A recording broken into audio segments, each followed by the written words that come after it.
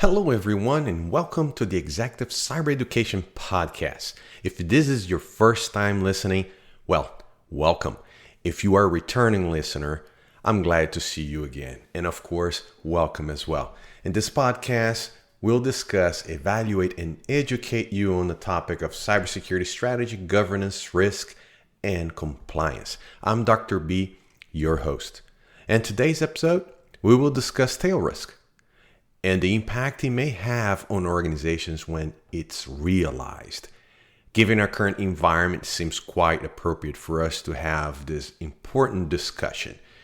We are facing unprecedented times that we only seen in movies or books. Actually, Amazon returns over 4,000 results for pandemic books. Now imagine that. So here, we're going to start our discussion, but as always, let's define the term of the topic we're talking about today. So tail risk. There are several definitions out there, and that's a quick Google search. You will find out that. But so we can establish a conversation, a common ground. The definition that I picked came from Cox Jr. from a research paper he wrote in 2008. So he defines the risk of a low probability, high impact event. An event normally perceived extremely unlikely, but which can be a severe detrimental impact with potential long-lasting effects to our organization or our industry. So this is how Cox defines tail risk. And for our discussion today, we're going to use that definition. So we have a common understanding as we move forward, right? So tail risk. So they have an idea visually, like have you ever seen those distribution curves, like the bell curves? Well, the bell curve shows towards the right-hand side when it lowers. That's your tail risk. That's how it is visually represented, right? Some example tail risk is the 2001-2002, the dot-com burst. That time period. Was the September 11 attack was another tail risk. Nobody expected that to happen. However, everybody knew that would be possible. The other one that we're facing today, the COVID-19. So the concept of tail risk, also known as black swan, is most known in the financial services area industry. But an interesting fact, the term was first used in books in around the 1985 time period and peaking towards the 2004 time period as well, with the most mentioned in books.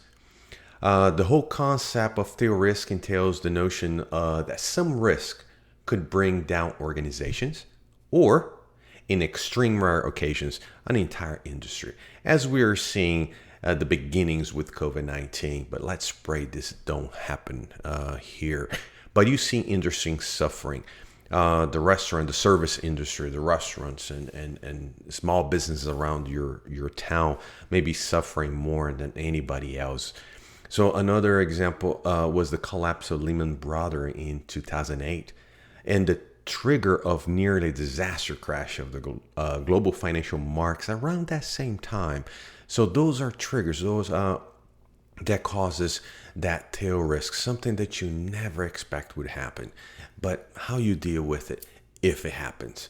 So here you are, you might be asking, hey, Dr. B, why are we talking about non-cyber related tail risks? Well, my friends, the pattern is difficult to ignore at this point, right? As Nobel Prize winner Robert Shiller discussing his book, Narrative Economics, these unrelated economics narratives, or with COVID-19, health narratives, can also drive major impacts in other industries, such as cybersecurity. I mean, imagine your organization, right now. I don't know, you might be in energy, in transportation, in finance on a bank or somewhere else, or even being your own business. See the impact it's having to your organization, right? It's not a cyber event though. But look what is happening to your organization. Is your organization selling the main product? If not, You know what the impact on the finance of the organization and its own survival at this point, right? And you start cutting costs. You start cutting costs in terms of how many products you build and sell, and you get all the way towards the end, the one that no one would like to see is starting the layoffs of employees. Those are difficult times, and there's nothing to do with cybersecurity. But remember, these related narratives of tail risk also has a great impact. So here's the question. Right? The realization of these low probability risk identify among several high pressing issues, great threats, and budget constraints. What do you think will happen? Pretty simple. From small business to large enterprises, they will acknowledge the risk, but they most likely won't do anything about it, as it does not justify investment given the low probability of that particular risk occurring. It makes sense, right? Well, until it happens. Here we are. So I want to touch two topics in here. I want to touch based on one is identifying what to do about it, and the other one is I want to keep it separate but also related is who owns it versus how you track it. So there are certain organizations that, let's say you're the risk individual in your organization within your cybersecurity department, and you say, hey, Mr. or Mrs. CSO, I have a concern with COVID-19, and I'm picking this as an example, and I would like to present this as a potential risk on our risk register. And you might have a welcome year at that point and say, yes, let me hear about it. What's your concern? Why you see fitting in here, given this is not a cybersecurity issue. And here is a very important distinction. Identifying potential impact to your industry, to your function in your organization versus owning that risk. Perhaps it doesn't belong in your risk register directly, but indirectly, should you consider the impact to your day-to-day operation? Absolutely. So for that matter alone, I want you to push a little harder on that topic, right? Because people might not think, and your CSO might be one of those that it should belong there because she has to answer for those risks to the organization. But remember, look at what we're facing right now.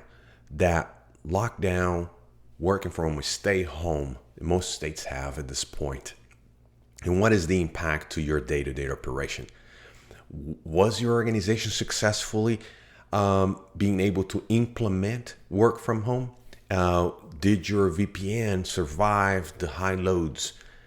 Do you have an ability for the employees in your organization use their own devices? Does your laptop workstation is so locked down that won't allow you to, let's say, install a home printer or an external monitor to your current operating system image? All those issues now becomes very prominent that you need to be addressing.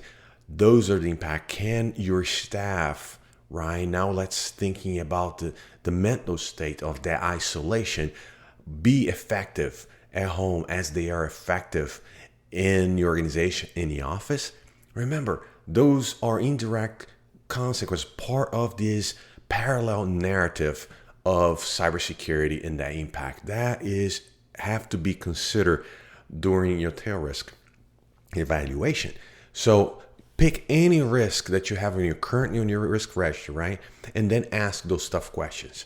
Can I do this? Can this project continue doing this if I'm not here? If I have a 20-30% reduction in staff? If I continue working remotely for so many months? Do we have that potential? So those are tough questions that you need to have a discussion, part of your risk assessment in your organization. So this is one. The second point I want to raise here is related to, now that I know, now that my CSO says, hey, let's track this, what you going to do about it? Well, I mean, use your imagination, but here's what I'm proposing, right?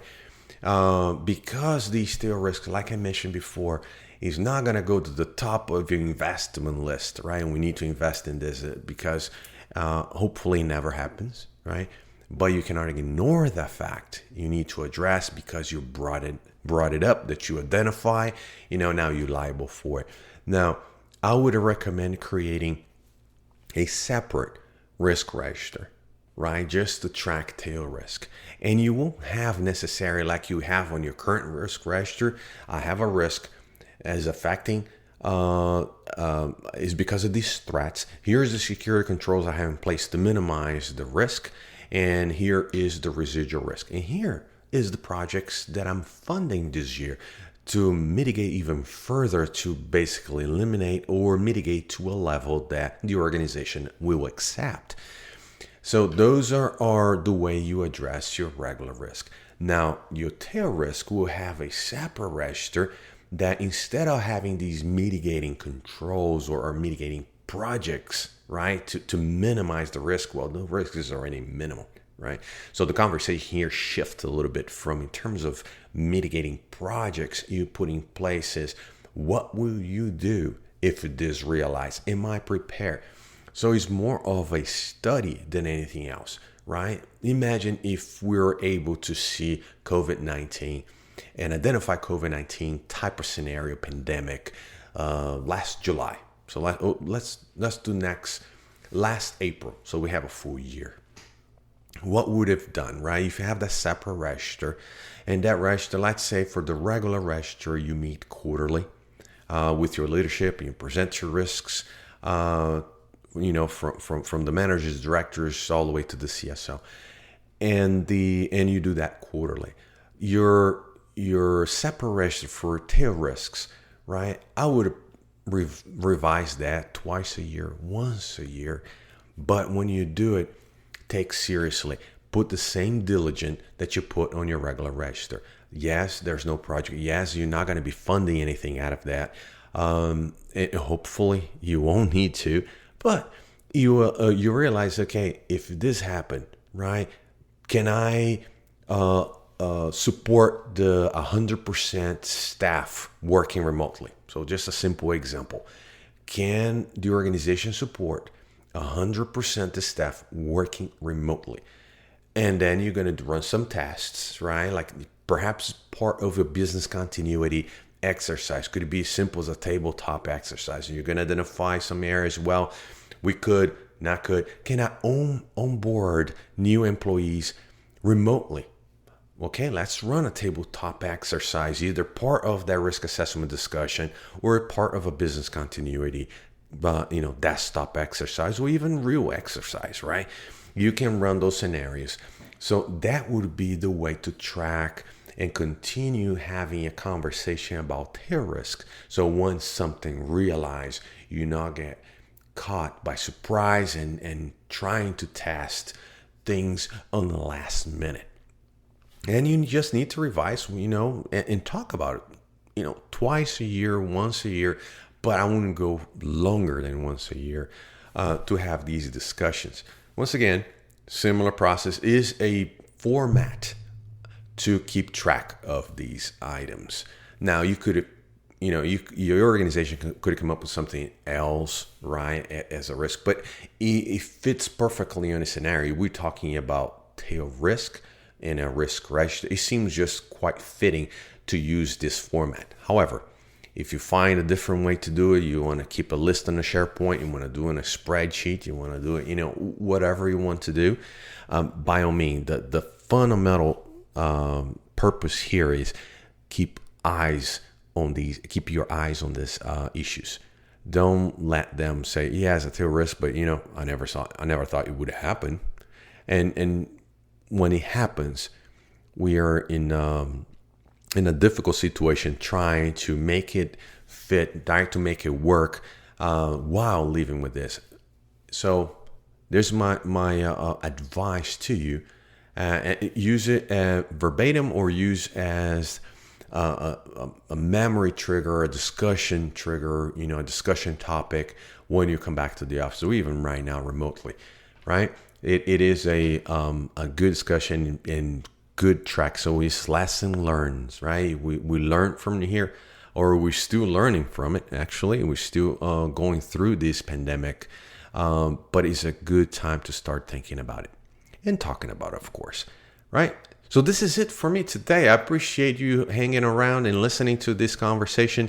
I hope it open your mind and trigger and provoke you to engage in these conversations with your organization. I mean, they are important because not only for the low probability, but the second part is high impact. And here we are. We're facing today live. So it is very important, quite fitting to bring that conversation today. So remember, one is tracking, the other one is understand the difference between discussing and on a risk meeting versus owning the risk. Perhaps somebody else owns, right? But remember, these are collateral damage. These are narratives in other areas such as economics and health and transportation that have direct impact to your business, right? So this is for me. Well, a special thanks go out for everyone that is new listeners this time around. And it is great to have you, and great to have you guys coming back as well as your regular listeners. I appreciate. So please make sure to subscribe and leave a review in iTunes so you don't miss any future episodes. I'm glad you stopped by today. I appreciate you for spending your time with me, and spending the most expensive career nowadays, right? And it's time. So see you next time. This is Dr. B, your host. I'm out.